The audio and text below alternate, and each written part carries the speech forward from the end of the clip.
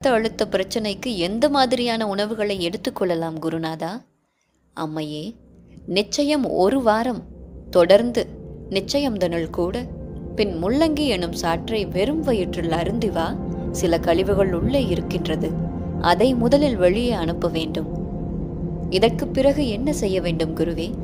முதலில் இதை செய்யுங்கள், இதன் பிறகு உங்களுக்கே தெரிந்துவிடும் என்பேன். குருவே, என்னுடைய மகனுக்கு இளம் வயதிலேயே இந்த உயர் இரத்த அழுத்தம் வந்துவிட்டது. இதற்கு தீர்வு வேண்டும், அருளுங்கள். அவருடைய மகன் துரித உணவு எனப்படும் ஃபாஸ்ட் ஃபுட் உணவு கடைகளில் கிடைக்கும் உணவு வகைகளை, செயற்கை உணவுகளை அதிகமாக உண்ணும் பழக்கமுடையவர். அப்பனே, நீ உண்ணுவதெல்லாம் நிறுத்த வேண்டும். பின் கீரை வகைகளை உட்கொள்ள நன்று.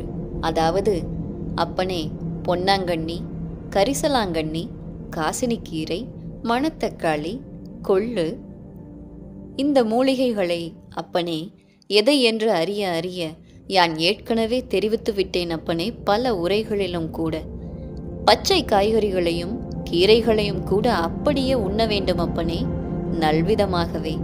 இதனால் தான் சொல்கிறேன் அப்பனே, சில செயற்கையான உணவுகளை விட்டுவிட அப்பனே. அப்பனே, நிச்சயம் தனில் கூட அறிந்தும் எதை என்று புரிய அனைத்தும் எண்ணெயில்தான் உள்ளதப்பா. அவையெல்லாம் அப்பனே, இதற்குத்தான் எண்ணெயையும் குறைக்க வேண்டும் என்பேன் அப்பனே.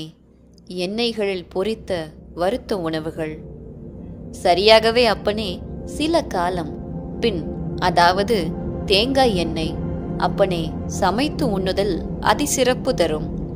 குருவே, நாங்கள் தேங்காய் எண்ணெயில் பழக்கமில்லை. இயற்கையாக ஆட்டி எடுக்கும் கடலை எண்ணெயை பயன்படுத்தலாமா? அப்பனே, இதையும் உட்கொள்ளலாம்.